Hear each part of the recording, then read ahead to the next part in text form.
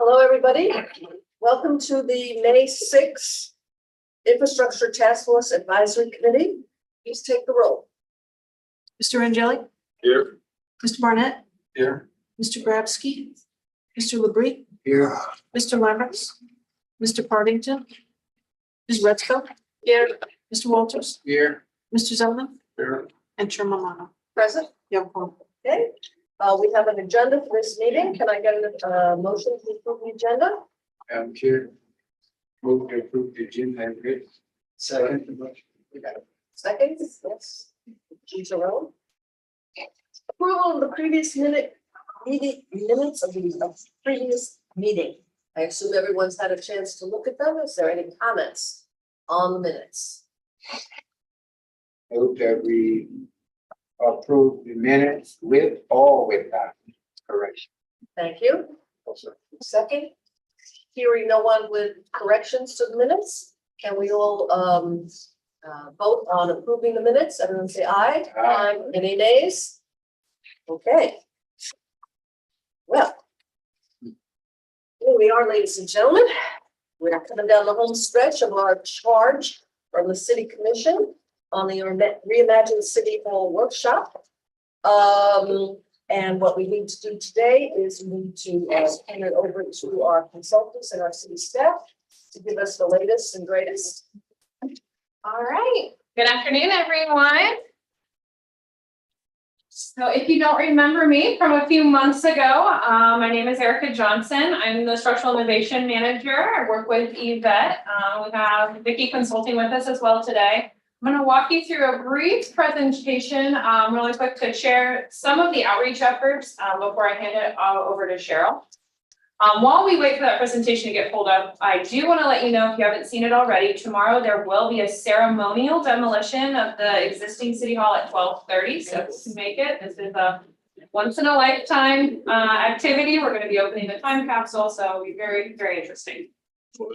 Oh, I'm sorry. Yeah, I just yeah. All right. But, you know, I always talk about something.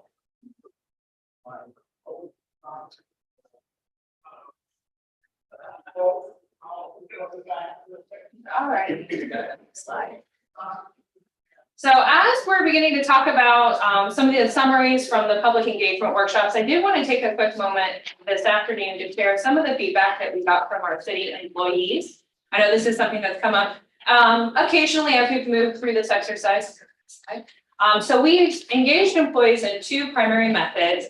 We did a survey online, and then we also hosted an employee town hall workshop, giving employees two different options or both to tell us what they want and need in a new city hall. For the completed surveys, previous slide, please, thank you. We received 132 completed surveys and then another 58 that had at least one response. This covered every department in the city. And then we had a town hall where we had 50 employees show up, again, representing most every department in the city. So through this slide, we had a couple of key findings in the survey and then in the town hall. In the survey, the number one thing that we heard employees liked about the existing city hall was that all of the departments were centralized downtown. It was an easy to get to area, and it really fostered that level of collaboration. They also liked the common areas that City Hall offered. Most employees felt adequately or very secure at the previous City Hall. In considering design elements, employees wanted incorporated green spaces, natural lighting, and integrated retail, such as a doctor's office or a dry cleaners, to make their day-to-day a little bit more efficient. Every single employee said that the number of conference rooms are needed. So that's something that you usually don't see in the surveys. Normally you'll get like one where someone will say, oh, we have too many. We didn't have any of that. It was all, we have just the right number of conference rooms or we need more. So that was a strong message we heard from the employee survey. And then employees, in terms of amenities, were interested in a gym, a cafeteria or coffee shop, outdoor space, and then a centralized wellness center. So some of these themes you'll see are kind of consistent with what we've heard from the public as well. But then we had an in-person employee town hall where we had the opportunity to hear a little bit more free response rather than selected answers.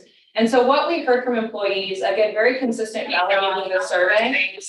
But some of the things that they're looking for are security, both in terms of features and an on-person staff security presence.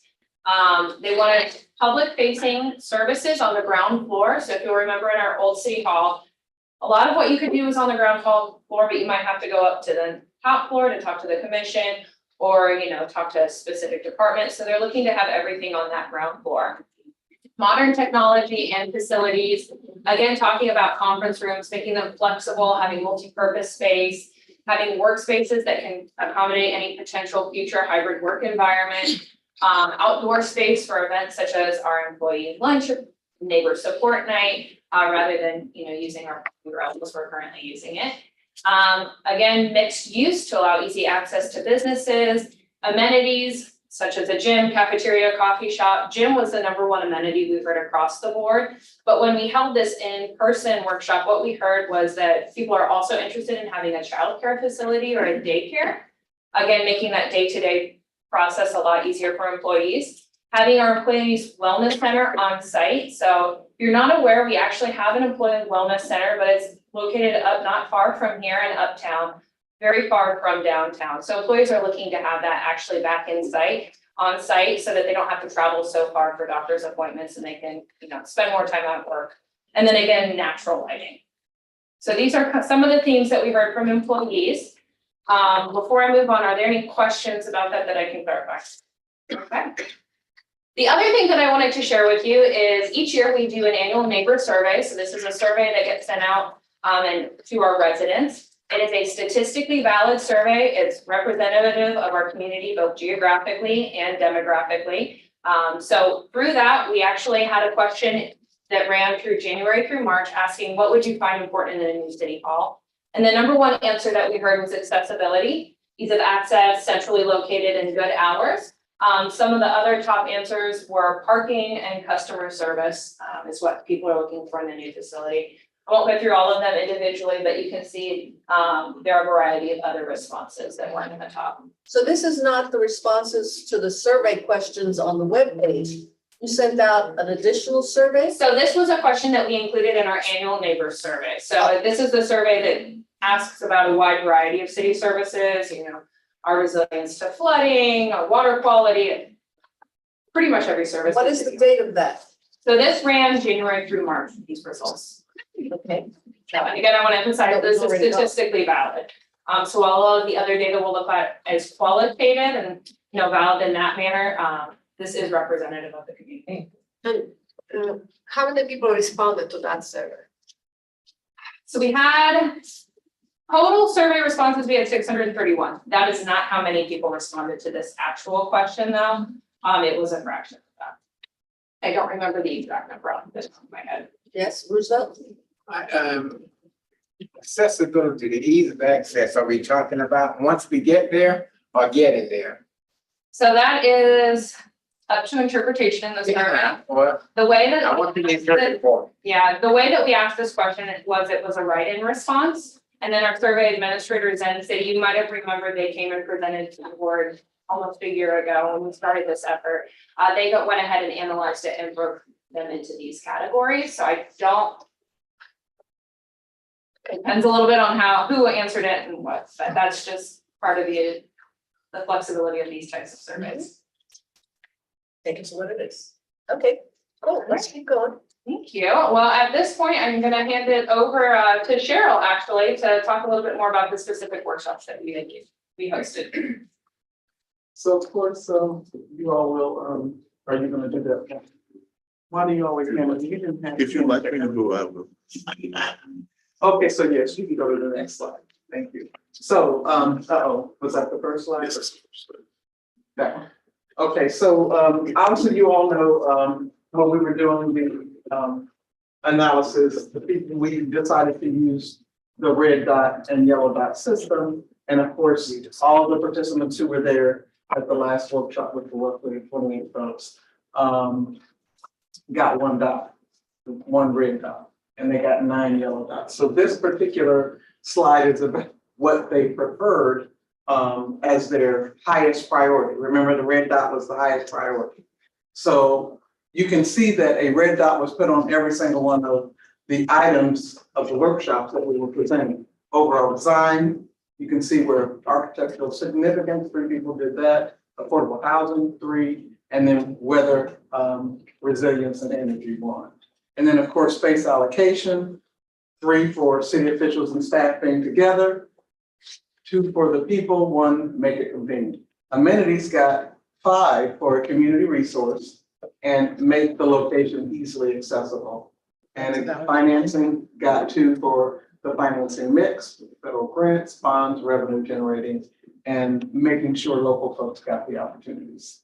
1 for consider the public-private partnership and 1 for higher development process manager.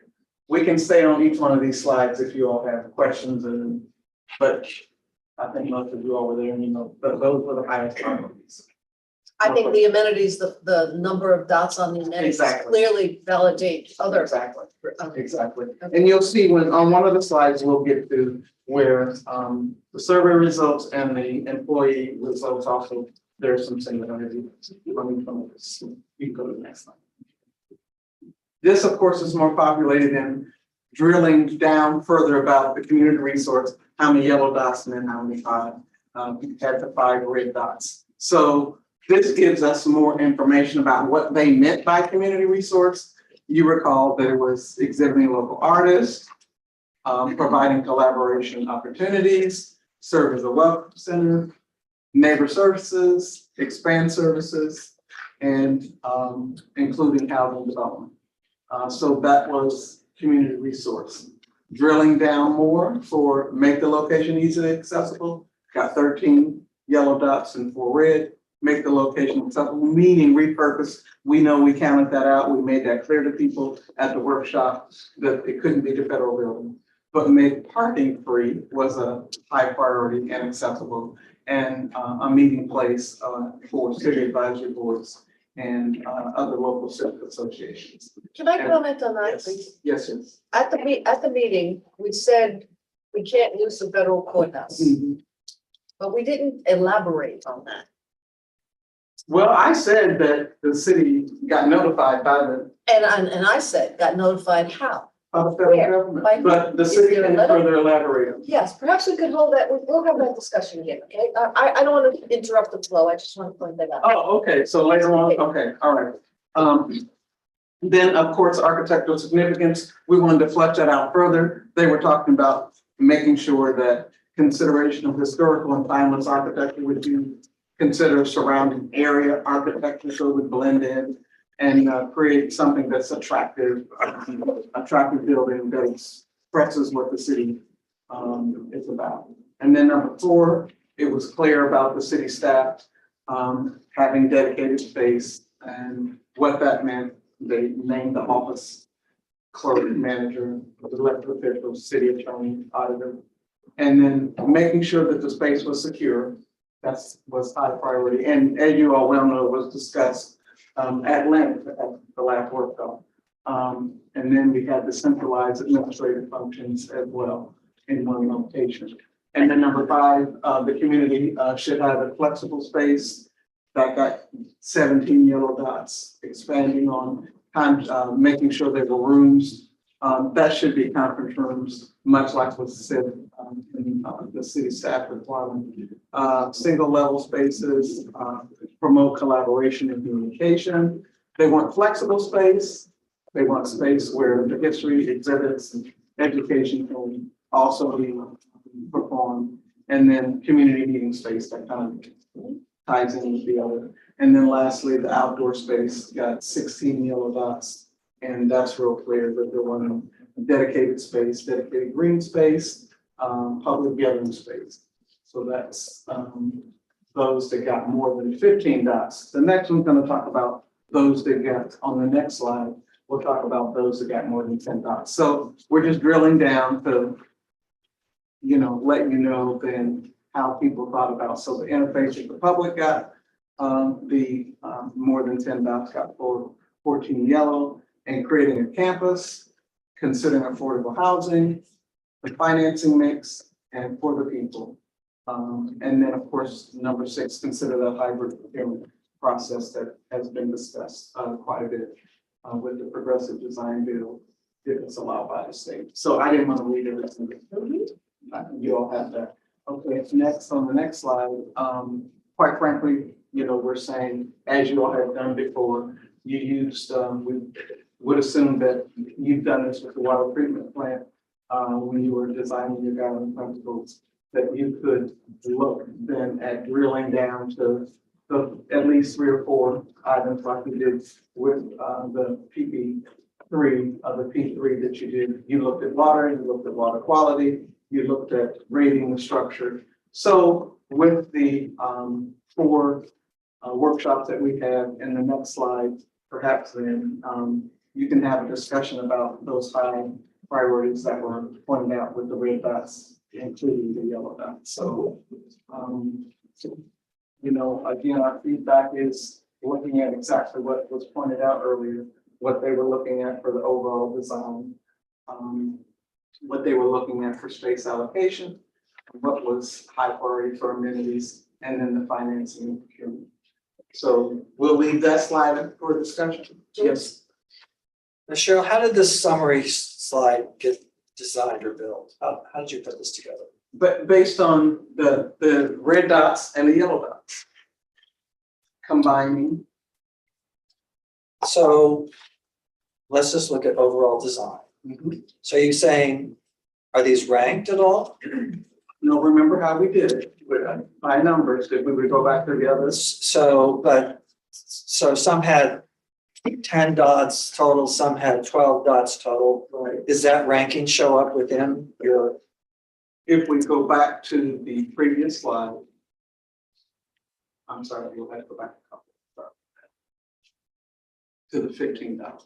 Okay. There. Okay, so tell me how you went from here to the summary of that very first category slide.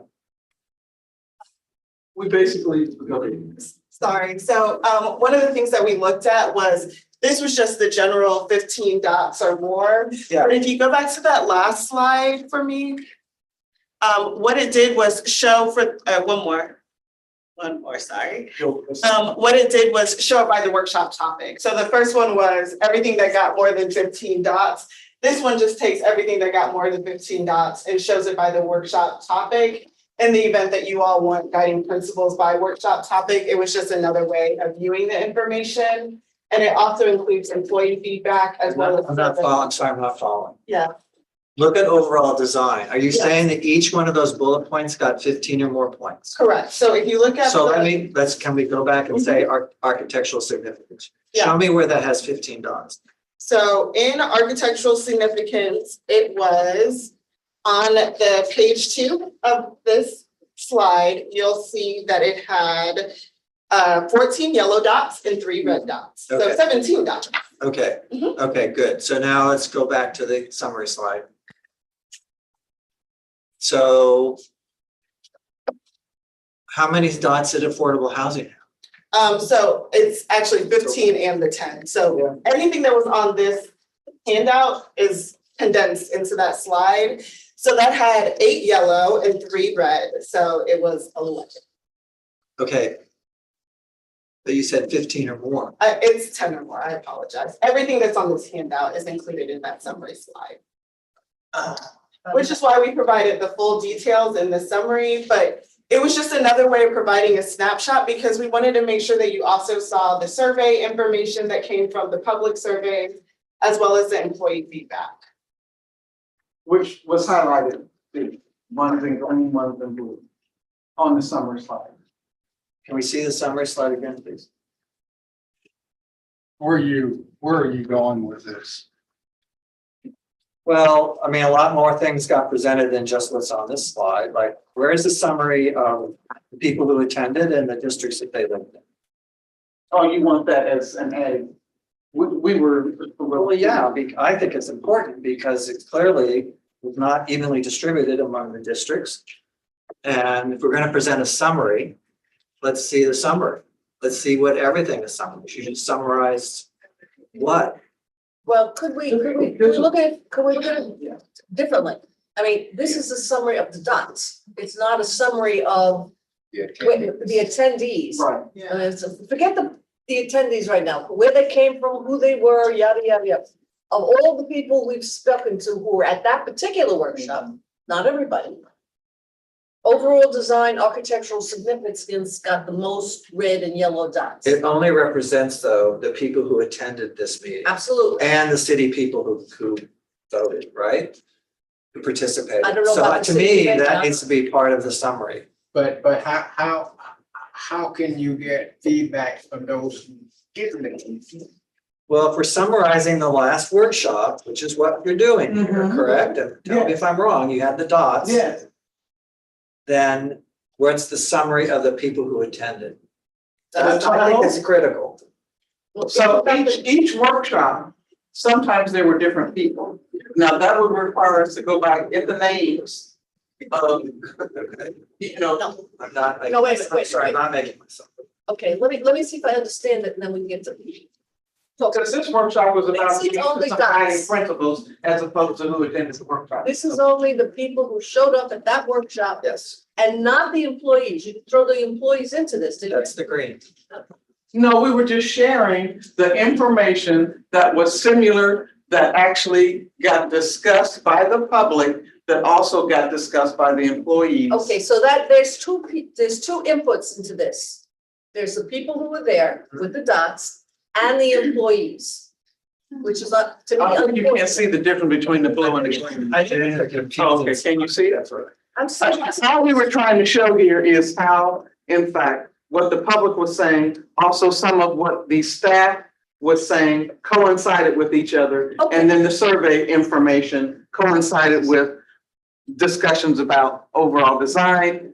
Some of the survey information also dealt with the space so allocation. what I'm saying, Cheryl, is I'm thinking that in my mind, the confusion is that this is like a summarization of all of the pieces. And this is not just the dots. Right. Okay, so can we just But see? that's not what it is. It is a summary of the dots. No, but it's summary of the dots and other things. We can take away the blue and the green, and it would be only the summary of the dots. We were just trying to show the synergy between what the staff was saying, what the public was saying, and what was the results of the, you see the different colors? Oh my So God. guys, if you just want to see Some the of them summary of the dots. All the staff. This is the survey. This was only the dots. Oh, This is all the staff. This is the survey. whoa, that's a lot of information on one slide. Okay. I know. That's why it's- This was the survey. This was the staff. This was the staff. I'm sorry, this was the survey. Green is the survey, blue is the staff. We were just trying to show that the topical areas Mhm. were just basically feedback was given in those topical areas on the survey results as well as the staff. Okay, so. But we can lock them away. So under overall design, the most important thing to the employees was access to parking and transportation. That's the survey. Survey. The blue? That's the survey. The blue is the staff. Blue is the staff. Green is the survey. Okay. I don't think you can assign weighting. Oh, I see. There's no Blue, way. green, blue, green. Yeah, oh yeah, see, Blue, green, employee is blue, survey is green. We did wait. That was one of the, I know, but to me, a fault of the dots is we didn't wait. We just, a rank rather. We just red and yellow, and then there was all these yellows everywhere. I just think this is a very confusing slide. to me. Well, and reds were on each one of the different workshops categories as well. If you wanted to go back to the red dots. Let me just ask this question. Since this particular side is a little bit confusing to some. How much of this information, Madam Chair, are we going to use in our? We've got a very good point there. I have a very good point. Yeah, well, let's think about that. I mean, all of these things are important to us. The employees' feedback's important, the survey's important, and the dots are important. I mean, it's not like one of them is more important than any of the other. But that's what she gave you. No, she gave us all three. All three is there.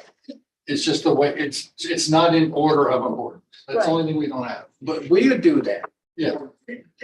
That's what I'm saying. These were just the ideas that were presented by the public, the survey, and the staff to help with designing guiding principles.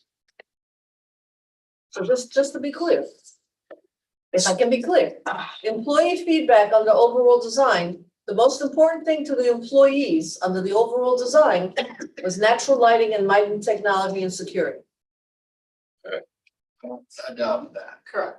Correct, well, that's what it says, right? Yeah. Lighting technology facility, yes.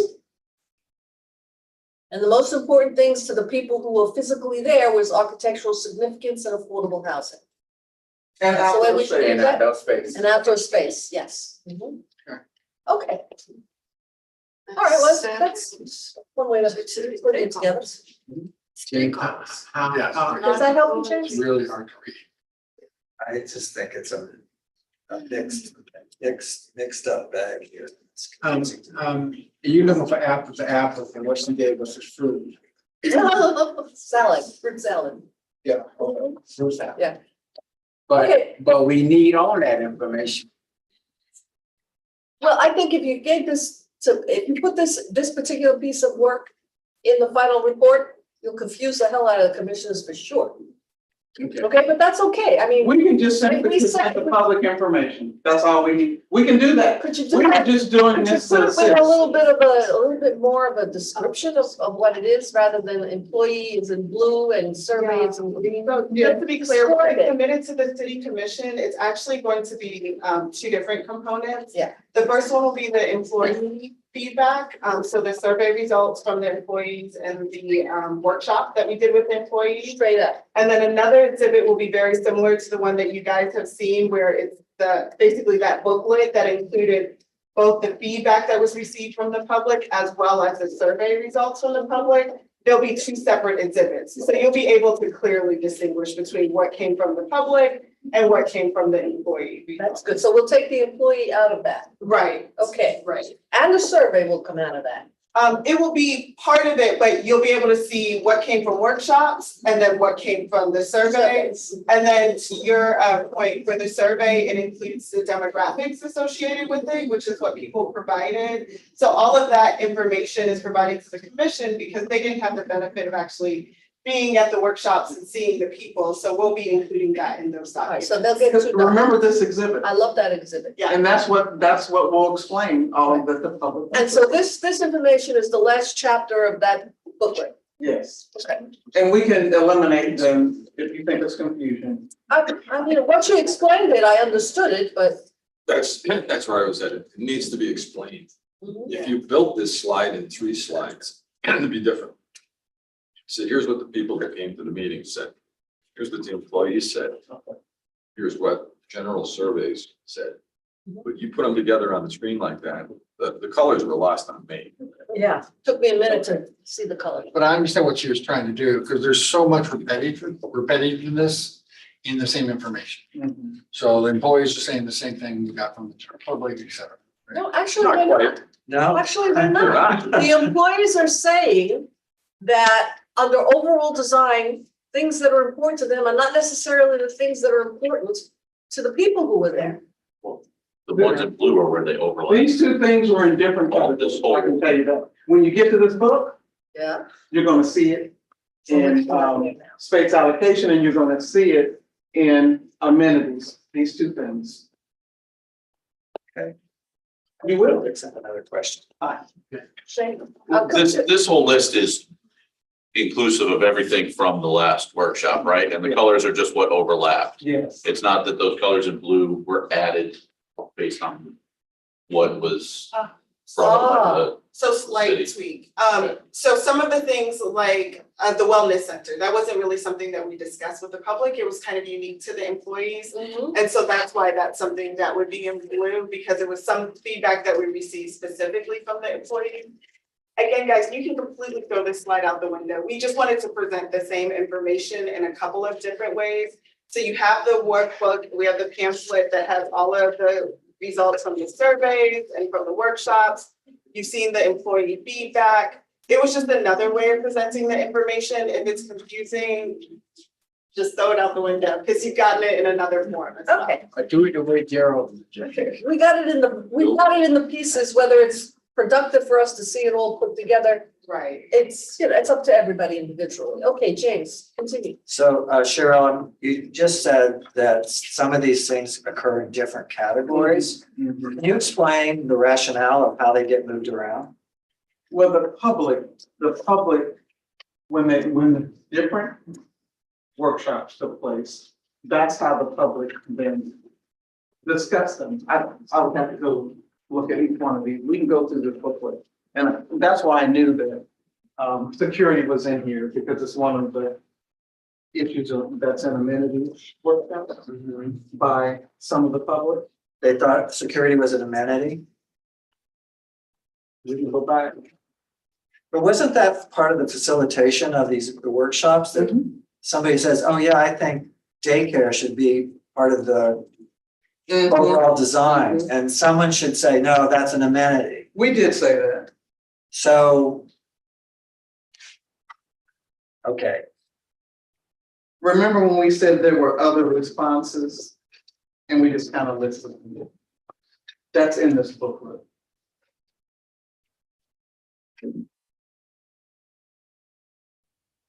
okay, Because we weren't trying to stifle people. I mean, you were at the workshops, rather than say, oh no, we're not putting that down. Okay, well, we are where we are. We're here. And one thing I can say, and I think we'll definitely make this point when we do go to our workshop, is the staff and the consultants did a yeoman's job. They tried every which way, and what we should actually have is a list of every which way that you tried, so that I don't have to remember it and I can just repeat it. And so we did the best we could, and we're here now, and no matter how you shake it and bake it, it falls to us to parse it all together and to get to where we need to be. So some of us have put down our thoughts on paper, just a little drafting, getting the juices flowing. I did one, and Charles did one. Right. Great. So Charles, you want to go and describe yours first? How you think we should approach it? All right, so this And is, should the record show that Shane Grabowski is present and came in at a later moment? Thank you. so if you get the document, reimagining City Hall draft version 1.1, Okay. right? And so what I did is I took the last package we had without the notes that were presented today. Okay. And I basically massaged it to get into more of an executive overview type of presentation. Mhm. Right? I'm going to share with you, I'll go through it, and you guys it's completely open whether anybody likes this format, wants to change it. Just getting the juices flowing. Juices flow, right? So, I put an executive summary on that, right? So just key points of the executive summary. We're suggesting that we build a new building. We're suggesting it be downtown. Budgetary amounts I had between 150 to 200 million. Is that what everybody agrees with that?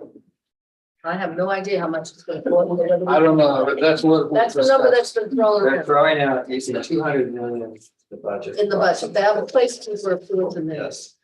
Right, we gathered information based on design, amenity, space allocation from the general public, okay?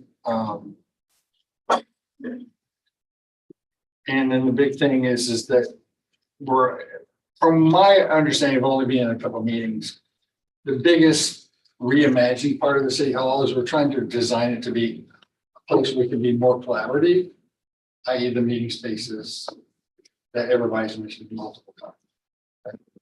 So, right, have a little background information, again, it's just a rewrite. Yeah, we don't need to go over that. Okay. That's information. I had tried to put into this document a scoring, a weighting type of thing. Uh-huh. I've got in there, it says no in this document, public things, but I was putting in whether they were brought up in more than one session. Not necessarily.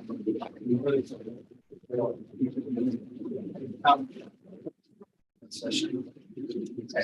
I put in there, do we want to keep it or take it out based on this conversation? So because my thinking is that surveys are not definitive. So whether they, in other words, the smallness of the survey, it's interesting information, but I wouldn't base a matrix on that because Right. it's not definitive. So maybe we shouldn't go there. Let's So hold let's that. just take, I think we should take that out, Okay, right? And then I'll just give you over, I'll come back, but we had a section on general building design, space allocation, amenities, plans and procurement, and then public feedback methodology, which includes our workshop dates and a little high level areas. good. Okay, overall building should be designed to have, again, these came from the other presentations. It's the bullet points put into a paragraph.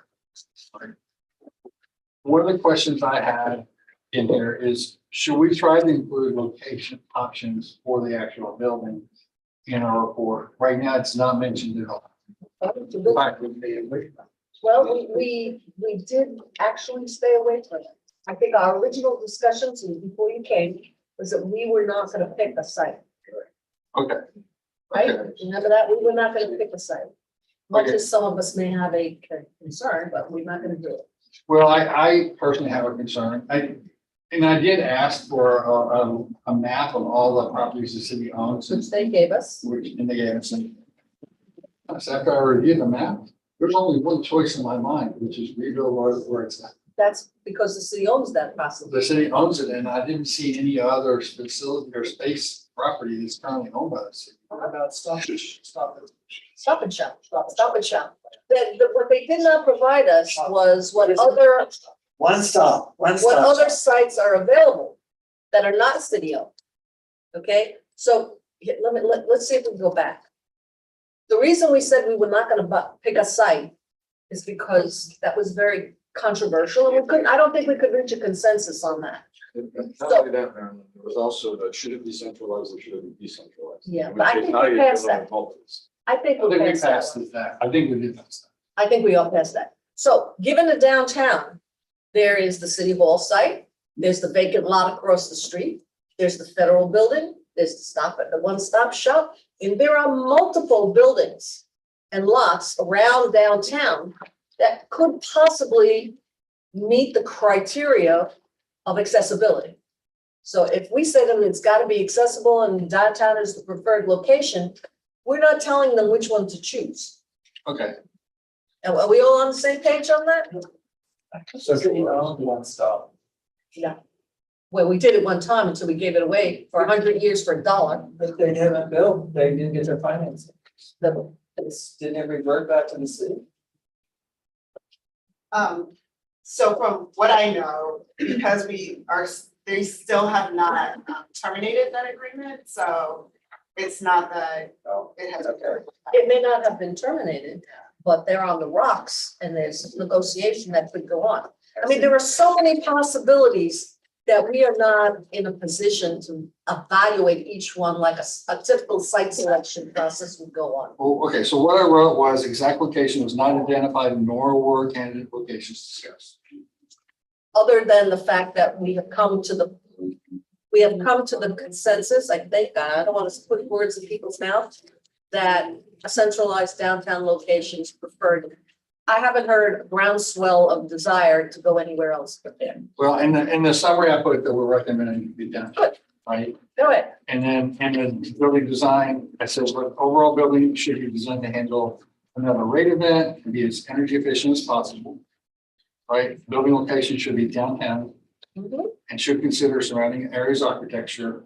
Exact location was not identified nor were candidate locations discussed. And that was my question is, what were we asked to do? James. So I'm glad you put down stuff about weather because not in one slide was there anything about resilience. No dots, no nothing. So I think thank it's you. assumed, The right? falls to the building It's code, like- but Yeah, but I think we all assumed that, I mean, that last one was flooded out, we had to Maybe, maybe not. I'm not assuming. Don't put the computers in the basement. Yeah. Believe me, I put that in there because I'm an IT guy, so it's, Okay, let's just keep going. Much of the design will be driven by the lot and the location. This being said, mentioned below are some features which suggest the architect consider along with priority. Right? We can take the priorities out if you want, but collaboration space, since it came up in every time it's mentioned, community collaboration / meeting space that can be used by neighborhood groups, community task forces or boards and other nonprofit organizations for meetings, possible convention style with expanding contracting rooms and adaptable technology. can I ask you a 30,000 foot question? You're suggesting that we organize this based upon the organization that was provided by the staff. In other words, they broke it up into general buildings, space allocation, amenities, and And I finance. followed that. And you followed that. Let me put another idea on the table, Mhm. okay? That was what we were given, and we went out and we did that. That's not necessarily the way we should be presenting our recommendations. I took a different approach. Okay, I said that, I can remember what I said. That there are fundamental attributes, fundamental qualities that that the commissioners should consider when they're making this decision. Because when you ask, and I went back and I said, I went actually to the dictionary. When I looked up the definition of the principle, and one of the definitions that works for us here is that it's a fundamental quality or attribute determining the nature of something. The something here is picking a site for City Hall, okay? So what are the fundamental qualities and attributes the commission should consider when they're making this decision? And I took it, I just shuffled it a different way. And I said, well, the first thing we think, not only based on our input from other people, but our own selves, it should be accessible but secure. I mean, there's two faces of one of the attribute. If the attribute is accessibility, the other attribute is security. So if you put those two together, accessible but secure, and then you can go on, yada, yada, yada, yada. The second one is it should be welcoming and engaging.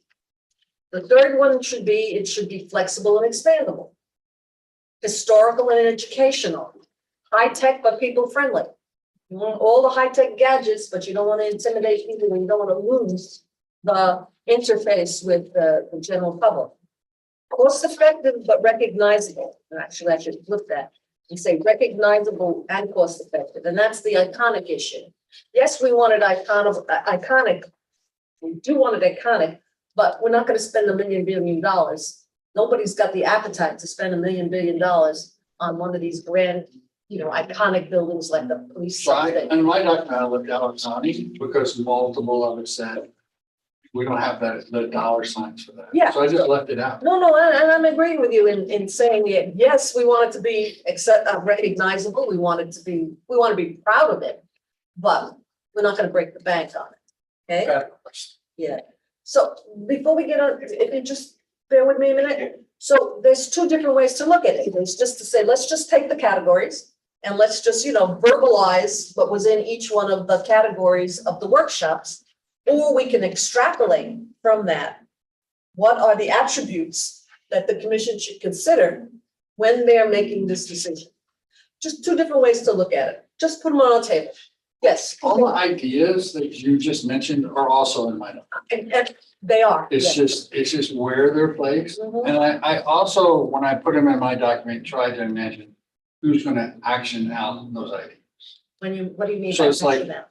I put on here, like, these are general building design. Yeah. This information needs to be provided to the architect once it's selected. Right, so the city commission is not gonna make these decisions, it's gonna be the architect. All the city's commission is gonna do is select the architect and then review the final architect rendering and say, yes, we approve of this. Actually, that would be very unhappy and unfortunate. Really, I think that would be very unfortunate. I think the commission has to give any client, I'm an architect. A client calls me and he says, I want a building and this is what I want. I want this and I want that and I want it to be, but And I don't just go out and design a building, I take the input, Yeah, that's From what my I client. to the architect. right, and then I go back and give them the building they want. I think we're saying the same thing, we're saying the That's same thing, exactly the same. okay, all right. So I'm saying we provide this input to the architect. No, all right, James, and then, What I recall when we started was we were asked to develop guiding principles. And structurally, I agree, Greg has taken the workshop framework and used that to develop recommendations and ideas. Maryland's is it's different, it's a different approach. that to me approaches more of the guiding principles format, just. Mhm. This gave us a framework for the workshop so we could get through stuff. And the titles of the workshops were determined by somebody else, not us. Mhm. So we worked within that framework. To me, that was to gather information, come back to us. We have to make it very clear, and either way we go with this, that we do not get statistically significant information from the general public. And it just was who showed up at the meeting that day. I think I did mention. Yes, you did. And what's my train of thought? No, but regardless, based on the information that we heard at the meetings and our group, we have, we're empowered here to make recommendations. This is what we bring forward. Well, it goes back to my original question was, what were we asked to do? We were asked to provide them with principles for them to consider when they were making this decision. Just like we did with the water treatment plant. We didn't tell them where to build it, what technology to use, how much to pay for it. All we said to them is, don't lose control of the water. Don't lose control of the quality of the water, and don't lose control of the rate setting, which they met. They met all of those criteria when they made their decision. So if we say, we believe you should find an accessible site in the downtown area, doesn't say this site or that site, it says all the possibilities in downtown, and it includes buying an office building and just taking over a portion of the office building for City Hall. Keep it. Go forth, We're go saying- forth and look, go forth and look. And in that respect, when I elaborated on it, I said that the site selection process should be transparent and aggressive. They should go out and say, okay, we are gonna, this is one of our this is one of the principles we're going to follow. Then they send colliers out, send out colliers and say, okay, Mr. Colliers, go look around. Find vacant sites, find potential sites of people who might be interested in partnering with us. Find an office building that might, what about 101? Why don't we just buy 101 and keep everybody there and have an office building? I mean, the possibilities downtown are pretty wide open. Okay. And so, but they have to go through that process. Okay, so that was the thinking, not to try and hamstrung them or force them into the boxes that we did with our outreach, but to grab from that what we found, from the people, okay, but we're thinking living, breathing individuals, and we gotta think for ourselves. So yes, Elizabeth, I'm sorry, you were next. Jane probably fits me, so I think I'm good. When I was looking at the two Methodologies. methodologies, Mhm. I like, and I'm not talking about anybody, I'm just talking about what I'm talking about.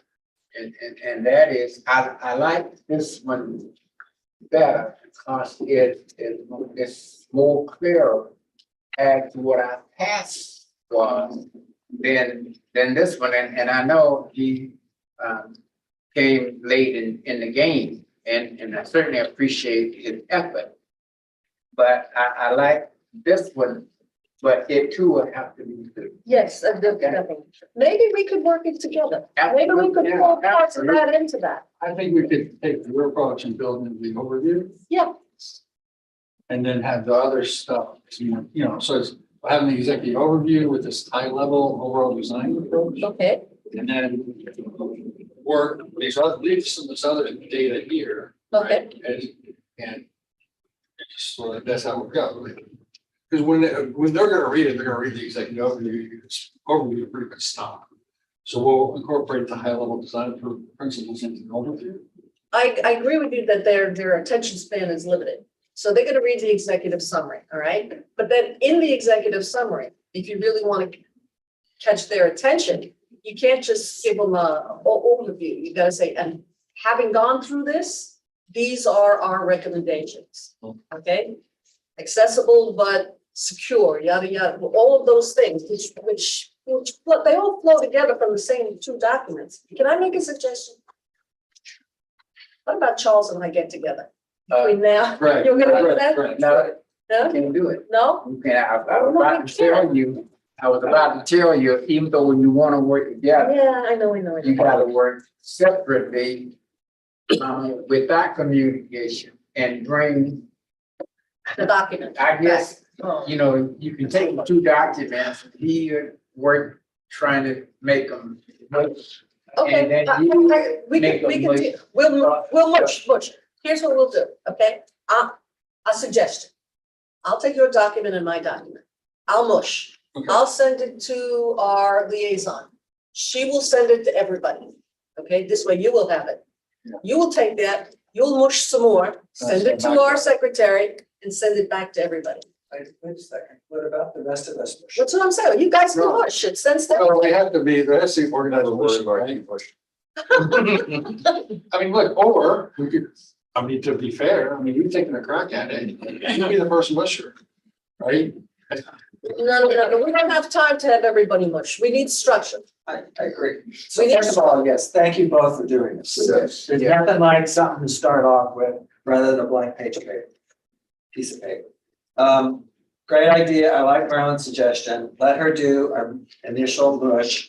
Send it out to everybody and then we respond back. Can we not respond back individually? And then it's all No, what you distributed? need to do, no, No. you need to respond, your individual comments, they have to go to the liaison. Right. And she's got to distribute them to So, everybody. so she gets them by a certain date and then she sends everything that was sent in back out to everybody. Everybody. No, Why not? No. Why not? can't do that. Can't do that. That's communication. I don't get to use another person. She can't tell me something and I tell him, and he tell me something that I tell her. I don't think I didn't think you understood what he said. Can I try this again? Yes. I am gonna try and put these two together. I am gonna send it to everybody through the liaison. Right. Everybody's gonna send back their comments to the liaison, okay? She's gonna send your comments to everybody, your comments to everybody, your comments to everybody, okay? This way I will have everybody's comments, Yes. okay? And then I will give it another crack and bring it to here on May 20th. And on May 20th, we work it here. Can that work? Does that work? Talk to me. I'll defer to Public Works. I don't think so, but Talk to me, somebody. I don't think that they can, We can't do it. before the meeting, I don't know if she can send out the, but She can't I'll send a defer to you response. guys, because I'm not sure. I'm on, what's all mine? Yeah, Only work. about that. How can we work collaboratively to create a We document? can't. I mean, we'll have to, No, but it clearly, I can combine his and mine Yeah, and send it out to everybody. Yeah. right. Okay, I can do that. only way you can do that is to have a special meeting, We have- public, and Okay. then we can collaborate each of our Even ideas. if we could be on a computer typing. So that's what has to happen. That's what I said. You do the mush, I'll you mush. send it out to everybody, everybody Thinks, pencils in their changes or whatever they wanna do. When we come back on the 20th, we hammer it out, someone brings their laptop in and we just do Okay. it. Sound Okay. good? Yes, yes. That's Good. That works? That's good. And that's I what don't have a we'll, laptop, but I, so. all right, so we have Bring a your plan. desktop. No. You come to my house, I can knock it out. Okay, so we have a plan and I think we've got a good one. This is a great start, thank you guys. Okay, terrific. So let's get on to the next item on our agenda. Because I lost my agenda here. We've got an agenda for. Current consent order update. Current consent order. Thank you. Current consent order update. Water mapping project. How's the water mapping project going on? Oh, That here would be. Good afternoon, everybody. My name is Suleyman. I'm the project manager for the water mapping consent order. you go. So could Currently, you say that name again? So I. Suleyman, SYLEJMAN. Jay. Okay. And you've been here before, Sue? Yes. Yes, I remember. So the consent order had an extension. This particular project, we asked for to extend it because of procurement processes, and then we had a protest for the project. So we are given the extension until the end of this year to complete the whole mapping. The project is progressing very well. We have done almost all of the data field collection. There are certain times when we're doing QA, QC that require to go for verification to go to check few things. But right now, most of the information is uploaded to the GIS. And we are well in track of putting all our assets into the GIS and have the water mapping complete per the consent order requirement. This is per the original, the first consent. order. The water map, We're not into a second one yet. Hopefully we will not be. that's hope not. Okay, so the first consent order It was had a just. sewer component and a water component. But no, Today, a sewer Yeah. consent order and a water consent. Yeah, they're separate. Okay, correct. For the water consent order, we were supposed to just map out our water infrastructure and upload it to the GIS so that if we have any type of breaks, we can address it and we know where the assets and features are quickly. So that's the intent of that. and that's gonna be done by the end of this year. They are well ahead of schedule. I'm hoping that we can finish by September, but the deadline for the consent order is at the end of the year. James, Yes, sir. And the water mapping on sewer mapping also indicate years they were put in The service. sewer map, that's different, also the two different ones. I understand, The but consent, are we capturing data that, Dates of construction. when was the? you're talking about the water or the sewer? Pardon? It's just not water. Just water, right?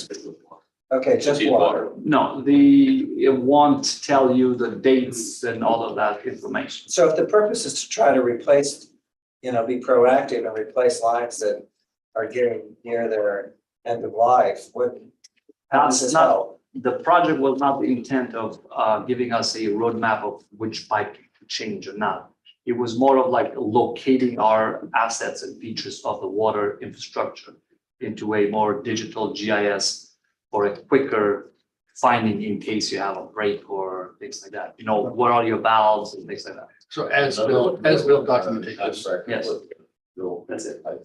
Yeah. Strictly mapping, not a comprehensive plan. Yeah, it's a strictly mapping as So how are you collecting this data from the as-bills or? a lot of we're doing a lot of sewer work for certain pipe sizes. But also, we're verifying all the aspects and we have a file and we are updating it. So just that brings, so are you linking those as-bills? So when you click on the actual line, Yes, are you able? correct. You will see all the Okay. information about that. So that's good that they linking as-bills, but that's answer your question. So because they already reviewing as-bills, you can see the date, this is 1960, 1980. That information will be in there. 1950. It's just a map, it's just a map where all the pipes and valves. I understand, Yes. but. It's not gonna tell you this pipe was put in 1960 and it's probably gonna break in Is it say, 2010 or whatever. is it at least identify the material of the pipe, size? So whatever information that is known in the as-built is going to be updated with GIS. Okay, Yes. so would be the size of the pipe, Material. material, I believe if so. it's asbestos or it's ductile iron. I don't know if that's going to be, I don't think we have that information. So you're just strictly marking the lines, that's it? Yeah. There's Let me no, ask questions. What are we doing to address the latest concern by the state when it says that at least 30 to 40% of our pipes are 10 to 15 years out of date? I think that's what we need. Completely separate. That's a different question, different format. But if we do That's the it, next phase after this. so we're gonna do this. Yeah, that's the next phase after we finish this. How much time did we get? But that's not, we're still in the process of negotiating with the state. We don't have any information in terms of what the state is gonna impose us to do, because we're still going back and forth. So we don't have really that information to tell you, this is what we're gonna do on the next phase, because we are not on the next phase yet. So right now, we're just addressing the consent order Consent order, criteria. only water matters. Which Water network. So the worst thing in the world, like, so we're gonna create a current set of as-built for the entire city. What's gonna be the method and process to keep those up to date as we update the lines, and, you know, every project we improve, those have to be updated, right? So that's a good question. Within the Public Works department, we have a GIS team and we are hiring other employees right now to fill up that department, so that every time we do a new construction project, that information is being uploaded. And if you read the consent order, the water consent order, one of the lines on the requirement is that once you build the GIS, it's important to upkeep and update the information as you do construction of projects, so that that map is true to date on the current. So yes, that's something we're working on, and then we have a plan to do that. So I just wanted to comment that this doesn't serve the purpose of a bacteriological thing. It's just this serves a different purpose as far as student concerned, as far as the dates, the material, maybe it can be even beyond that, incidents of failures, so that the health department doesn't have to delineate what areas need to be done.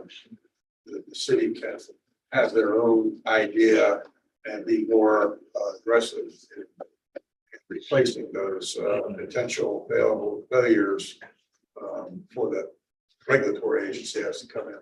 So City Works is gonna be integrated, I mean, this is gonna be integrated to City Work, which is the asset management program that is gonna be utilized. So that's something that hasn't happened yet. And that's gonna tell you this pipe was put in X date, and the probability of breaking through these years is this, and all that. I think that's very important. So that's the tie into what you just said, tied into him, right? So this database or document is gonna say the pipe's here, right? And then later on, we're gonna say, what is the pipe made of? When was it installed? When it's likely to break again, based on all this, all that. Well, I understand that, but I think there's a lot of work and you guys already doing the work. I imagine you guys going through the asphalts, you checking where is the pipe located, you going with the field verification, checking that it's actually in the field, there is the valve over there. I think you're doing a lot of work, and I think collecting this data at the same time when you open those asphalts, that's more efficient way. So I understand your approach is that piece only, but I see James' point here that you already have those asphalts open and you're uploading them, you're linking to that pipe. It's good to collect that information, like the material, the size, the year of that, because you're already there. So now you're gonna finish this project and then you're gonna come back and open the same sets of asphalts to identify materials. Yes, our GIS team and the water shop, we have a lot of information on the type and size of it, but there's a lot of infrastructure that is unknown. We don't have information on that. Even if you look at the app. Roosevelt? Let me ask staff, of the grades. It's all the grades, most of the grades are caused by age of pipes or size of pipes. There are different factors. I mean, the age is a big factor, the size is a big factor, material, people not doing the right, markings when they call 811 and they miss and somebody miss a marking or hit the pipe and break it. That's a common thing that happens too. So it's all kind of different things. Okay, then, what is being done right now? Or is any of that being addressed? Once we have that and we have it mapped out and we know where everything is and we put it into this software, then that would be more accurate to know when things might happen. But that's a long-term thing, right? That's a long term, but if somebody drills through a pipe, you can predict that. Yeah. Oh, yeah, I'll get to it. But I'm drilling, we're getting there. We're getting Yeah, you sent us a lot of information in the backup about the methodology we use for testing and who's responsible and what the procedures are. there. and That's all a of that. different topic, yeah. Okay. Yeah. That's a different topic. Right, that's separate from the Oh, water. okay. But then you also sent us, and also the temporary boosted chlorination map, Right, that's Okay. the next, that's the next Right. topic. But what I'm thinking is, the next topic is related to the first topic. Because once we have the GIS map of where everything is, then you gotta overlay this information onto where it is, and this is the bricks. So you see, once you have the structure, you have the GIS map. You lay over onto the GIS. You don't wait until you go and find the pipes, or just lay the data over it. You say, okay, that pipe over there that now we know is in the system, new, and now we know for sure, that pipe broke 3 times. And we had to do massive chlorination to get it back. That's the one that we go for first So the priority. and set the priority. Are we all on the same page? that's, Okay, so you don't have to wait until you. I'm on that page. You're on that page? I don't like it, but I'm on it.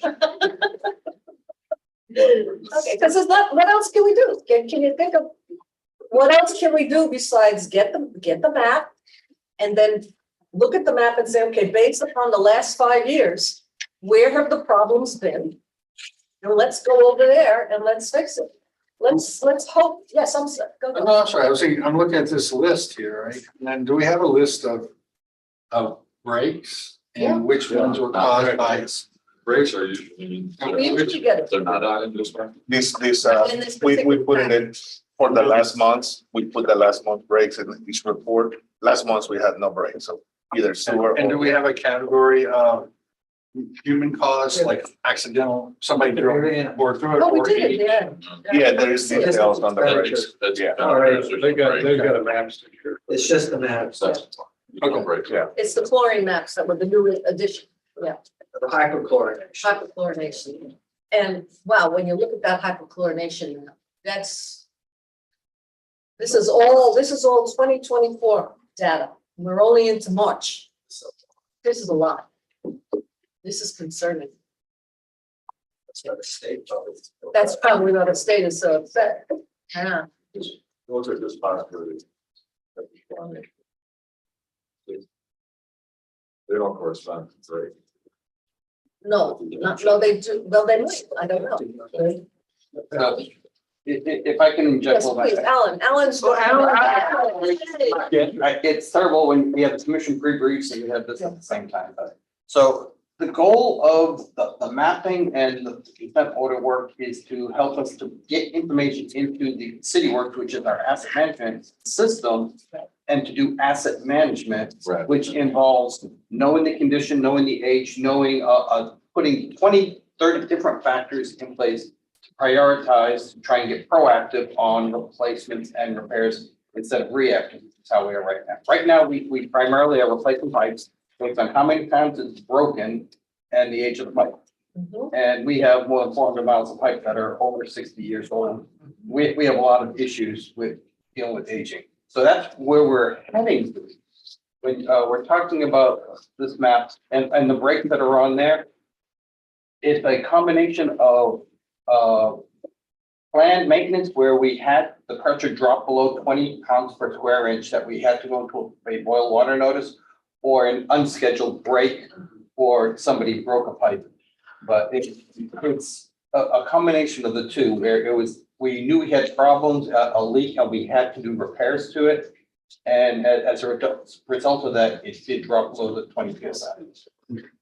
I think from the health department's perspective, they're trying to go ahead and when you have breaks in older systems, rather than trying to fix the immediate area affected, they want to expand that to when that pipe was put in back in, 60 years, 70 years ago in that particular the projects for that time with the same type of material which makes them and everybody else believe that the rest of that system is susceptible for failure at any time may occur. So what they are saying is, go ahead and fix the whole, as you know, the pipe as much as you can, all the pipe.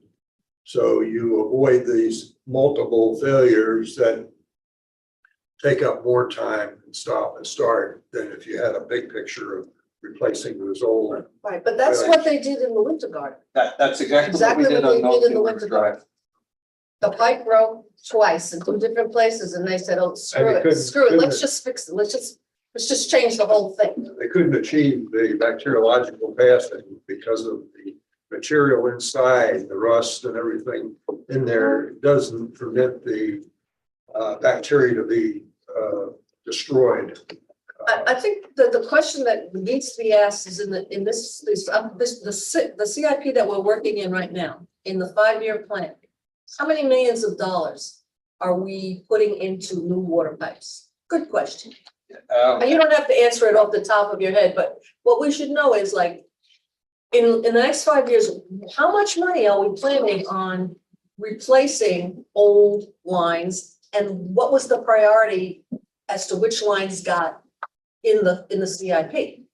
Was it normal rotation? How did you pick that 5 years worth of work program? And I'll say the reason that the pipes on the water garden could be replaced so quickly was because we already had a capital project in place that we could jump on. And instead of going through the design, we did in the SMERT project, but we already had the basis there where we knew that extent. So that was already in the CIP. That replacement was already in the CIP and you just advanced it? Yes. Oh, that's wonderful. Okay, and so that helped us a lot on that one. But with Lucky, these other breaks, when they occur, if we don't have a capital project in there, we do have to look and see, we know the condition is gonna be typical for that whole segment of pipe where it is, so we have to look at where it is. How big of an area do we want to replace if we decide that we need to do a replacement? Because some of them that, they could put in huge section of pipe and we don't have 10 or 15 million dollars to just pull out and say we're gonna do that same type of a replace everything approach. Mhm. Why not? So can we go back to your project? When are you planning on being done with your project? So we have the deadline for consent order is December of this year. And the way we are progressing on it, we're hoping to finish it around September. Okay, so your target is September? I mean, that's what the reporting is right now, but I think it's to be safe, end of the year. Okay. And then your information is feeding into your database? I'm sorry? I'm sorry, All the information, your report's feeding into the man. it's gonna feed into, like Alan said, into the City Works Asset Management Program, and that's how you're gonna figure out, it's gonna give you predictions of when things might happen. Valves need to be replaced, et cetera, all But this. there's gonna be a lot more information you're gonna need for the City Works database. There is other types. So there's other data being gathered now? Where I think I'm going is when will the City Works management database be functional and usable? It's functional and usable right now, however, it's not 100% accurate data in there because what's in there is based on historical records, and what they have us doing is going out and doing a more in-depth mapping of the entire system. A huge part of it, I'm trying to remember, it was like 30 or 40% of what we had in our maps, there was unknowns associated with it, so they're verifying a lot of the condition of the pipes. Once we get that, and we'll have more accurate picture on it, but that's only one part of what you want in City Works. You're also trying to do eventually, when they go and they do repairs on a pipe, take a look at what's the condition on it and then provide some feedback saying it's starting to wear down further. And then we use that with predictive AI type of software to identify where do we need to invest next. And again, I said,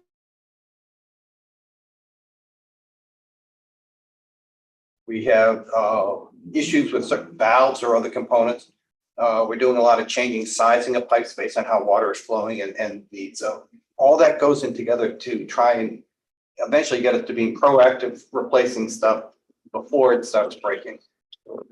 That's a lot of data to be constantly monitoring and updating, and changing. You got staff to to handle all that. So the City Works team, we have some vacancies because we lost folks, but it has 3 or 4 positions and it ties in with our AutoCAD folks that will manage the software program.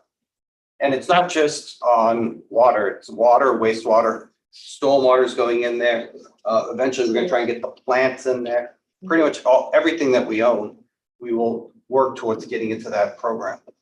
James? So, yeah, that was my question, Alan, is where does stormwater fit in all this? And have we started mapping stormwater? Or is it those neighborhoods that you're working in, like Englewood? Yeah, they're all going in there. And matter of fact, City Works is the program that we use for managing workflow. When they have to go and they do a repair, we used to have Q Alert, and then we switched over to C-Click Fix, but it all feeds into City Works, which is where we issue work orders to crews to go out and repair a valve or a pipe. That's the program that we'll use. So as they're doing the repairs on something, it automatically goes right back into the system saying, this valve was exercised, this valve was replaced, so that we can keep going inventory on it. Yeah. Ralph? Hate to bring this up, it's probably not the first time you've heard me ask, but how are we coming along with the sanitary sewer gravity, the old liquefied clay pipe that's been failing and continues to get worse as a function of time? I know you've got certain areas determined to be the worst areas, and what's kind of like the program as far as trying to get a handle on all of the old gravity sewer lines that are failing, continuing to cause problems through the pumping stations, the new force mains, and of course the added flow to the George T. Lomar wastewater treatment plant. So really, that's the I&I program that we have. Everything in the wastewater site's already been mapped and put into City Works. But I think we have about $80 million right now, 5-year CIP towards I&I work. How's the consultant contract doing? We have a consultant who's doing that. Yes. That, for the INI? Yeah. Yeah, that really, The only as I remember, I was. yeah, looking because through my Brandy files gave a and I saw the presentation, contract. remember Brandy gave a presentation last time? Mhm. Yeah. Yeah, the consultant is already Thank you, good luck. working on it. All right. So is it fair to say that in this current CIP, how much of the prioritization, how much of the City Works program affected the current CIP? In other words, We are not, without the asset management plan, you have a CIP and it's based upon your best guess, best information. This broke last week and let's work on it. But when it's into the City Works program, the priorities are then made by the machine or the program. How much of the current CIP has been affected that way? we are not using it for doing that predictive stuff Okay. yet. We're still using it for tracking what the assets are. Mhm. And then really for, as we're doing repairs or maintenance on them, or we're putting new stuff in place, where we have not gotten to that next phase of asset management where we're using it to get ahead of the curve. As I remember, this goes back a couple of years. None of you were there except us, okay? We were so excited about the asset management plan, which was a condition or a suggestion, I don't know if it's a condition, in the first consent order. A requirement. A requirement in the first consent order that you got to get this thing going so that there's a process and it's not just, well, Harry remembers that this one was broken and maybe we should work on this one. Okay, so we're still not there. No, I would say we're How, not. how much, give me an idea? Will it take another 5 years before we have enough data into it that it can be used in that way? Well, the data's starting to go into it now. That's what I'm We've been saying. using it, but I think it's gonna take a couple of years for us to build it up to the point that and we're learning from it. How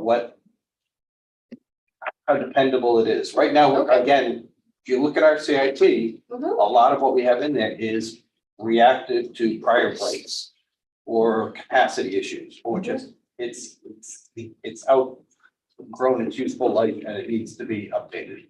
We haven't gotten to the point of picking up on those things to where we're looking what's gonna break in the next 5 years. Okay, but we're working on it. Yeah, we are. I think we need to be pretty aggressive. You have to be very, and you have to be on it all the time. I- If you let it go a year, the whole thing falls apart. I think there needs to be, we need to really put a lot of effort on getting that data in there and getting it to the point where it starts to be usable. And then we make our decisions the way you've been doing it, which are reactive. Hey, this, we know we have to fix it. And then you validate that using, with the database. Agree, we give you the same recommendations, but an overlay period where you're using them. Martha? And you cut over it.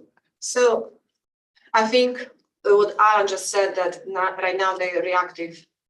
They're fixing because it's old and has the most breaks. You're never gonna go wrong with that decision. I don't think we would be questioning why you're replacing a pipe that you guys have a breaks all the time, right? Whatever happened, that would be, that's a good justification to just move forward with the project. But I'm looking through your CIP list. Is that the current CIP list? Yep. I don't see a lot of water main projects. I do see $50 million for the design effluent main rehabilitation. So this is design only. This is not even construction. We're spending $50 million for the design. No, that is design and replacement. What's the project? The redundant. At 496. Yeah, that's the whole project. Yes, That's the whole that's the whole project, and that one we have already bid out. We're working through the solicitation process and should So be this able is to make. design build. Yeah. Here is just design, and that was a lot for me. That was funny that money. Is that the one that's coming from the well fields to Flat Ash? It is, this is It's the from the pipe that is bridge. going from around the gallery and mall is all the way down to GTO. Okay. Once we have it, once we have the project phase, where the project Project is. status, Yeah. design, and I see the 50 million. Yeah, but you're saying design, that's the current phase of the project. Okay, Okay. well, thank you for clarification, because Okay, that's if it's, so I don't see a lot of projects for water main, and I do agree with what I'm hearing at the table, that I don't think we're gonna have a time to collect the data, to engage another consultant, spend the money for the consultant, 4 million, that's the amounts, I don't know, $1 million that we could probably replace some pipeline. So I think we wanna see more aggressive action, we wanna see more projects on the list. I don't know if you guys do it open trench, or maybe you can consider pipe bursting. Seems like pipe bursting is quicker and less restoration cost and everything, and you actually can maintain your GIS data because you're putting pipe inside the pipe. But I think we just need to be more aggressive. So probably on your next CIP list should be more water main projects. Okay, and we do use pipe first, and the one that we did the water fund was, you tell me I get 38 million a year for water and wastewater projects. I can put more onto I&I projects. I can put more onto replacing water pipes. I can put more into pump stations. But I can't increase all three of them at the same time. So I'm trying to balance a lot of different bins. So if you want me to put more water projects in here, I can do that. But then you're But it's taking gonna come away at the from cost somebody. of I&I, which is gonna affect plant capacity. It's gonna come at the cost of increasing capacity in certain areas. The downtown basin right now is out of capacity. We have to build $10 million wastewater pump station to support the developments that are already being planned. So So you have to are the decide what developers paying for that pump station? they put money into impact fees. Mhm. And I see Okay, that but we have it's- $1 million only, so Right, that's not and but enough. that we will use impact fees to pay for some of that. But there's lots of places where we have to keep expanding capacity size of pipes. We have to look at the lift stations and upsize them or maintain. So the amount that we get for capital every year is pretty much locked in a 5-year forecast. We can move those buckets around, but at the end of the day, the amount of money available. Well, I think that's the key that we have to talk about. Yeah. We need more money. They need more money. Absolutely. And I'll remind you that this year and next year, we have a 22.5% increase in water fees Uh-huh, and I think it's a 9% increase in wastewater just to pay for stuff we've already, for stuff that's already baked into the budget. So if you're saying that we should increase further, then it's going to impact the rate that all the residents are paying for the service. you're assuming that every bit of the dollars that we're talking about are coming from the enterprise funds. Well, That's impact the way we fee are looks operating like, right Well, now. that's the way you're operating right now. We are kicking in capital funds in some projects. So They need we more need to be keeping some more. Yeah. I don't know. the impact fees are up to date, looks like it's 1.5 million, that's not a lot. It's $1 million. So that's, So I think we can safely say that the impact fees that are being contributed by the developers downtown is not sufficient to increase the capacity that's needed for for the extra demand upon the system. that's correct. But didn't we, We increase them. but doesn't the state limit that as well, though? Isn't there? No, other the Now, state they states? only simply limit how you says- can spend it. I thought they how you limited could how much you could collect. No, only how you can spend them. Roosevelt was. Yes, I want to go back a few years. When I first heard the word of I and all that good stuff. And at that time, we was talking about all the things that were to yet come online. And at that time, the question was brought up about capacity. And it was said that we had plenty capacity to handle the flow. But now I hear you, one of you said, we're out of capacity.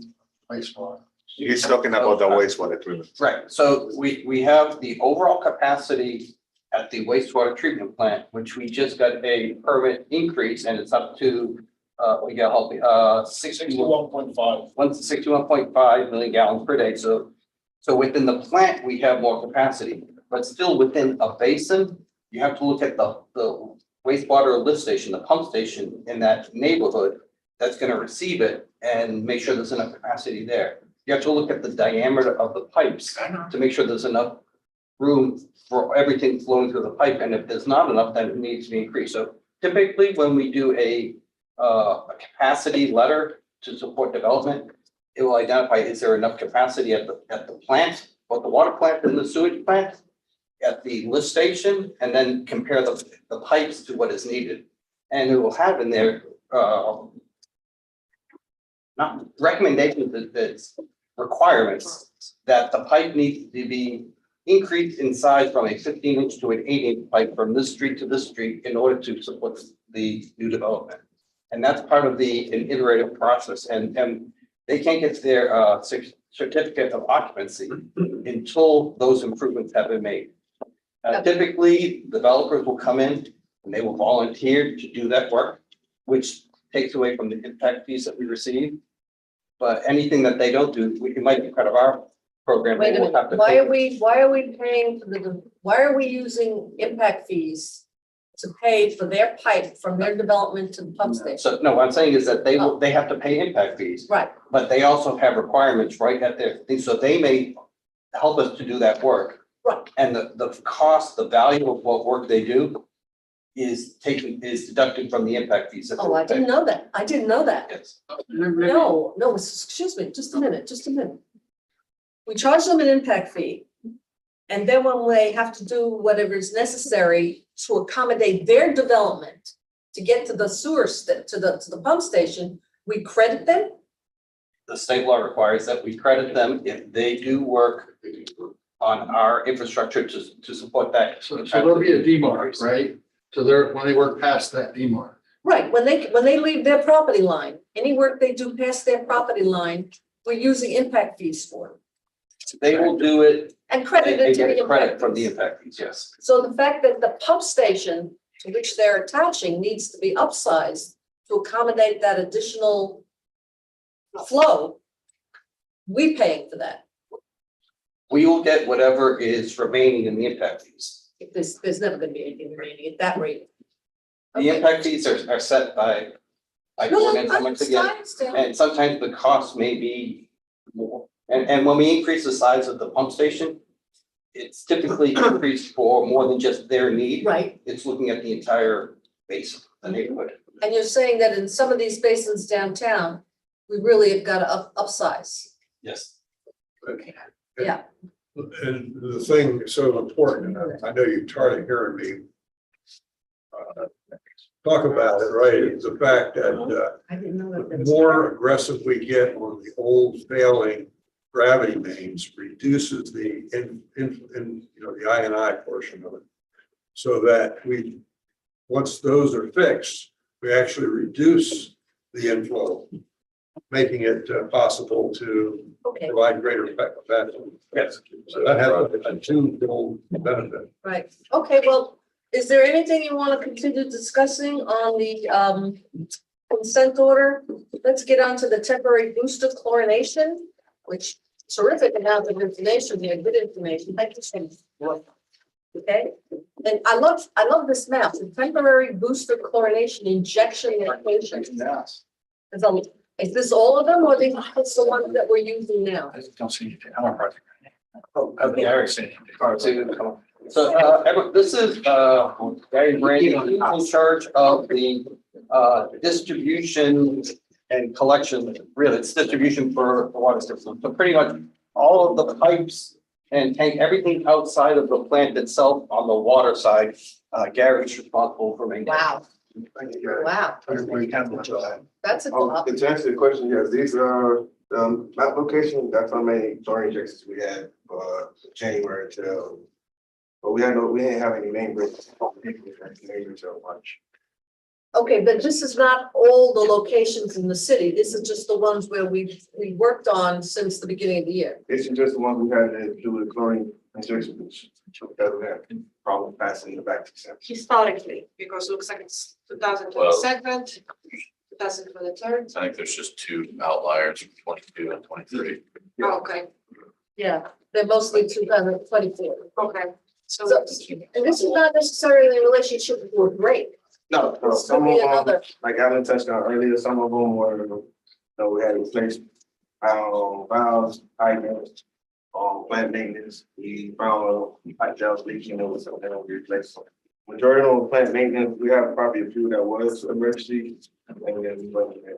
So it's reasonable to say that in the course of managing the system, the distribution system, there are times when you do super chlorination that has got nothing to do with breaking pipes. Majority of these was plant maintenance. Okay, And we did have, from January until March, I believe we had probably total like 40, around 45, 50 main breaks already up so far. And some of those was, majority of those, we get main breaks from hit lines, from contractors. So, and even those, we only have 14 or 15 occasions that we had to do temporary chlorine injections. Majority of those other emergencies we had, they passed it, no problems. James. One question. Can I ask you about one of these specifically? Would you be able to? I'll try my best. It's the one in my neighborhood. 1739 Oakwood 17th Terrace on February 7th. What was the cause of that break? It wasn't the break. We replaced the hydrant. You replaced that hydrogen. We had to replace the hydrant and the hydrant valve. Hydrant and the hydrant So valve. we had to shut down the water main to Okay. replace the hydrant. Okay, a lot of the neighbors were asking me about it and I said I thought it was great, so, okay, thank you. My question is if a contractor hits a pipe that causes a break, what's the impact? What happens to them? Are they paid a fee? We issue them on service interruption, cost, we use FEMA rates, and we bill the contractor. So that's if they hit the line and then go back to market.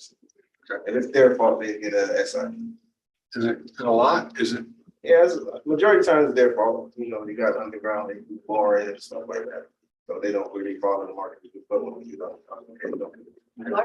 and then I need a clarification. So duration, like 14 days, is that means That's 14 days of the free chlorine or 14 days? days and it's under full water. No, thank you. So the free chlorination probably was like a day or two. The Well, last it's day. only- Typically, what they do is they shut it down and do the chlorine injection around 10 o'clock at night.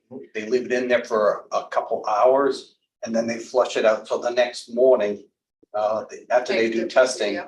they turn the water back on again, and then they have to do 2 days of testing after that, before we can. So that doesn't mean they've been on a free chlorination for 17 It's days. not free donation, it's just. It's just boil water notice Yeah, was. That's how long they was. So that's good. That's how long they was neighbors had to boil the water. Okay, Ralph. Yeah, is there any thought to, in the outer areas of the water distribution areas where the chlorine obviously is not up to the standards like it's coming right out of the treatment plant? Is there any thought about maybe putting some chlorine injection areas and stations that would, beef up the chlorination in the water to avoid the bacteria? There have been talks about that internally, we typically, we start doing the UDF, unidirectional flushing, where we actually bring chlorine through the whole system with a series of events. Miguel and his staff does do their job of providing good chlorine residual through the system. Throughout our whole system, probably lowest the current rate would be probably like a low 2.0 or something like that. It's already under that. So Because I'm thinking- the system is fairly good. Because I'm thinking with all those flushings and everything like that, it's a lot of waste of water. If we could inject with the chlorination in there, that may relieve that flushing. Now, regardless if you have a booster station or not, you still have to flush to Yeah. full chlorine. And so. Damn if you do and damn if you don't. Who's next? Wait, Roosevelt's next. If I could ask, Miguel Arroyo is in charge of both the water and the wastewater treatment plants, and he's the one who deals primarily dealing with the chemical and chlorination enforcement. So Miguel, if you could talk a little bit more about how we monitor and test. Sure. I apologize, I had a kind of a allergy, so. On us, right? That's right. You have allergy on us. So as Gary indicated, the green and leaves the plant is within allowed thresholds. We try to reach at about 4 milligrams per liter, which is the max that we can put on the system on a consistent basis.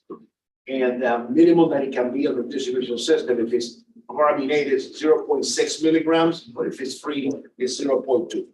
This is just basic details. Now, having said that, the laboratory, which I have here, Gabriela Gladstone is the lab manager. We, in the lab, conduct approximately 30,000 samples a year. And out of those 30,000 samples, over 100,000 actual individual tests are conducted. One sample may have 4, another one may have 3, etc. Now, how does that translate to the water quality? Every day, the raw water coming into the plants gets analyzed and tested. Also, the water in the plants. In addition to that, the laboratory has, and you saw the names of the Yes. bronze, black, blue, red, rainbow. It's 132 samples in the distribution system that get tested every month. And in addition to that, we do the master meters that we check.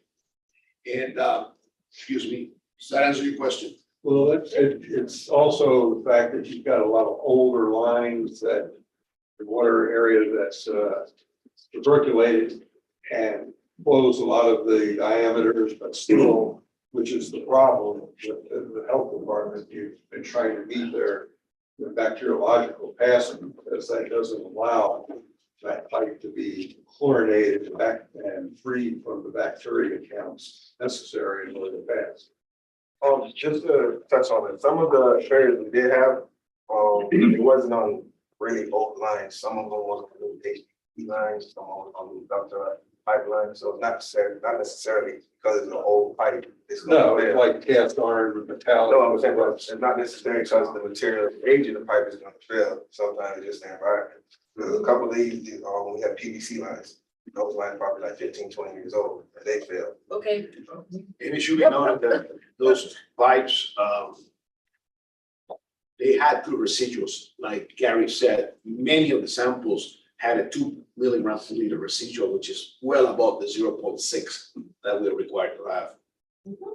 Okay, so Roosevelt and then James, If, and then Marsh. if there's a break and it's single over the farm, who's responsible for the chlorination and part? Yes. even though the easement is not a city, that's it, one of our distribution pipes, it's local pipes. But don't they run their water throughout night? Oh, they have their own. It's their infrastructure. It's their infrastructure. Yeah, It comes they from us. acquire water from the city of Fort Lauderdale, but they are responsible for operating and maintaining their own system. Yes. So once it passes through the large valve into their system, Where the enforcement at? It's DEP. their enforcement is the same as ours. Department of Environmental Protection holds them accountable for maintaining and operating their system, just like they hold us accountable for ours. And all we do when it comes to water is we sell water to them that goes through a master valve. And It that's never comes why, back to us. Their water never comes back to us. Our water goes to them. Yes. They never contaminate our water. It's wonderful. They have their own utility. Right, yeah. Okay, James and then Martha. Where's the water testing laboratory located? it's in the third floor of the administration building for utilities, Administration building for which utilities, is In the five south of Five Ash. Here's the valve. south of Five Ash, Okay, okay. this is our valve. And do we test water It's on from the other outside of the communities valve, or it just goes to for them. water? We used to last year to build the large water, and we realized that was not This doesn't like. the best interest, so we told them they need to do their own samples. Okay, We're Now, I would like to add on that. The environmental laboratory is both National Environmental Laboratory Accreditation Program as well as ISO 17025. There's hardly any lab on a utility side that is ISO 17025 certified. So that's another feather on the cap that we well, have. congratulations. Despite what Boyd Corbin used to say, the water is a pretty. Still gonna have the yellow water. Right, well, yellow is a different story. Okay, Martha, you had another question? Or Yes, did it get answered? As long as I have a bacteria. So Miguel, obviously, I know you professionally. I think he's a great person. I'm sure you're doing fantastic work for the city, but out of this 132 sites for your bacteriological monthly monitoring, Okay, considering you had no breaks like this month, right? That's what I'm hearing, with no breaks. Did you have any failure in a bacteria? what I think you're referring is if we exceed the 5% threshold allowed by Florida Administrative Code. Yes, Which in our case is 7 samples. okay. The now up to 20 months, well, we have one January, and we started right? And we have not had any other months. And before that, it was like 16 months without Okay, any exceedances of the 5% threshold. good. So that's a very good news, because if it's no breaks, looks like we're maintaining, there's no Yeah. findings through the regular month. But there's That's still what it says. maintenance, right? Yeah. So just because there's no break, you still have to change a valve. There'll be something that's gonna stop it. Yes, but And then you're gonna have to. that's the scheduled one, but generally speaking, Do we ever have to chlorinate just because by the time it gets further down into the system, it drops and then we have to just give it a boost to go further? No, if we get them, if they see the chlorine is dropping, we have access to go out there and flush it, and then we'll perform what we do. But we valve it Also- out to full water. So as it goes out and it starts to go down, then you just boost it and Yeah. clean it and keep it going. We'll pull water from the transmission main. And Miguel and Gabrielle, they do testing on the far reaches of the city. So Yes. if you know what the chlorine levels are when it's leaving the plant, and you know what they are on the far side, you can adjust the settings to make sure that you're maintaining your minimum amounts at the far side and not exceeding the levels at the entrance point coming out of the plants. But that requires injection. No. No? No, they manage it from the plants as They far as manage it with from the plant, chemicals up, and- down at the plant. Yes. Let me Yes. commend the city, by the way, on all the, I guess, the cul-de-sacs and the dead end lines by your connecting them and keeping the flow going through as opposed to having it stagnated there. So I know you guys done a magnificent job, and I salute you guys for doing that. That helps a lot. Okey dokey. All right, very good, very good. Thank you so much. That was we finished new business, temporary booster chlorination. We did the results of the staff inquiry, which means we only have our public works update. There's no reported breaks. It's just a monitoring function. And that gets us down to item number 5, general discussion and comments. I have one. I just had a wonderful meeting and presentation with You probably know her. Kelly Hall, who is the engineer for FDOT. She's the lady who's in charge of bridge maintenance for the state bridges. It was in relationship to 17th Street. They're doing a thing on 17th Street. We had a good meeting with her because we saw cracks and we wanted to make sure it was okay. Anyhow, this is the lady who's in charge of the inspection and maintenance of all the state bridges. She's also in charge of the inspection and reporting of the city and county bridges. She's the lady who sends you the bridge inspection reports with the ratings, A, B, C, 90%, 1 to 9, structurally deficient, da, da, da, da. She does that work. And it was a fascinating discussion about how they do those inspections, what the inspections are considering, what is the criteria for those inspections, and how, what are the consequences to the county and the city if they don't meet their recommendations for repair and maintenance. Just bring it up because it was a great presentation and it would, I think, be valuable to us when we get out of this city hall reimagining and we get back to some of our regular work, like how about bridges?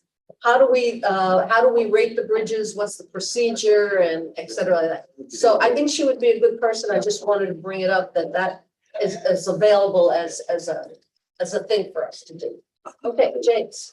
So, not to go back and beat the dead horse, but when we're talking about City Hall and consolidation of services, and getting people together in the building, are we actually thinking of like building services moving from their place on Sistrum over downtown? Is that kind of part of the discussion? Well, it's a good point. If we say to them, the new city hall should be accessible and whatever other words we want to use, that does not mean that you should bring everybody back. I don't think it means that. Do we want to tell them that? I don't know, why would we? I put in what I typed, that each city department should make a recommendation on what downtown city space that they feel is appropriate. Yeah, I think you're onto something there because they did the survey of the staff, okay? And that was just like, well, how do you feel? What would you like, et cetera? But they didn't do a survey of the managers. And a discussion between the managers, the city manager and the managers of all the departments. Well, if you had your druthers, what would you rather be? Would you rather be downtown? Would you rather have a satellite? Considering what you have now, what could we do better? I remember you had a discussion here once about all this hybrid stuff is really great and groovy, but you know, when you do it via hybrid, you need a specialized space because you're gonna put out the plans and people have to see the plans. Have they approached, well, the city manager is gone. Right, Essentially. okay, so I won't talk about the other departments. Right. I can talk about Public Works. When we first started having discussions about what we need in City Hall, they did have a lot of work that was done where we're gonna have the joint Right. facility with the county, Mhm. which captured a lot of those requirements, and then we're using that as a basis. My discussions with them have been very consistent on wanting a dedicated place where all of our employees will work. I think it's great that people can work at home for short periods of time, but I think it takes away from the collaboration that occurs, particularly in an engineering type environment. So for us, I think in office, 100% of the time works. With the ability through technology, if you have to stay home because something is happening, people can stay from home, you know, or, you know, if you have to isolate because you got COVID for the 8th time, you can work from home while you're getting safe to come back. But didn't you also mention that the fact that you needed to have access to, let's say, for instance, the legal staff? Yeah. Because you're doing contracts. So it's not, you know, we could put you all in one building and that would be great, but then you still have to, have access and maybe proximity to other departments. Yes, for Public Works, I think that having close proximity to, we have 1 or 2 attorneys that we work with quite frequently, being right near procurement and having our financial folks right near the rest of the finance department for check requests, going through invoicing. A lot is electronic, but it doesn't take away from the face-to-face discussion that needs to happen for a lot of the work. Yes, Jake. But Alan, do you have like satellite spots where the worker bees, you know, get up in the morning and get the truck and go out and do their thing? They don't all come down to City Hall. No, all of our office people, engineering, financial support, strategic planning, pretty much all work in what was City Hall and now is the 101 building. Yeah, We have some engineers who work in DSD because they work mostly on permit reviews and capacity letters. And then everybody else is field folks, stormwater, water, utilities, and they work in either 5-ash or Right. GTL. so you're, And because that's their primary responsibility is in the utility side. right, and then when I think of that, then I think of like development services, the same thing, you know, they're all kind of out in that one building there, and it's easy to get in and out of, and it's accessible, and contractors probably don't want to come down to downtown and tell us, Shane, do they? Or If you read what I wrote under space allocation, I tried to capture what we're talking about. Yeah, Okay. So, Can I ask a question about that? Can I get a copy, a digital copy of his comments? Since it's been discussed here. Yeah. Gregory. Oh, yeah. Can you send me, It's Word. can somebody send it to me? Yeah. So if I'm gonna mush, it's easier to yeah, mush. she has it. I'm not supposed to resend. No, you won't. No, send it. I have it. I'll forward it to you. Thank you very much. You're welcome. Okay. Do we have anything else for general discussion? Well, Yes. as an overall, I just wanna comment that employee survey was completed by 130 employees. Yeah. From Fort Lauderdale, and I believe we close to it. Close to 1,000. 400. Yeah. No, not a thousand. 600. Down, I think they only did the people down. 600. Well, wait, a minute, I think they only surveyed the people down, who worked at City Hall. They didn't survey all of the employees. Okay, so, but even, there was a lot of that, like City Hall. City Hall was around 300. And you're right, it's like the rest of them. I do have one. It is what it is. It's for example, it was the lead test, you remember, you know, the FXC. Lead testing. Yeah. A few months ago, that's. So there was no lead found. They did use examples, but Vicky, can you send the report for the lead testing? Yeah, I guess with, lead, the link still be.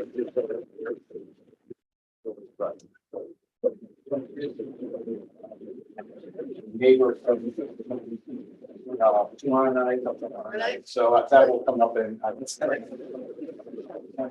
Thank you All right, all thank you, for everybody. doing a great job. Yeah. A lot of things that. Don't forget, we have a special meeting on May 20th. That's gonna be the big one. We're gonna have to all mush together. And if you are going to tomorrow at 12:30, don't forget the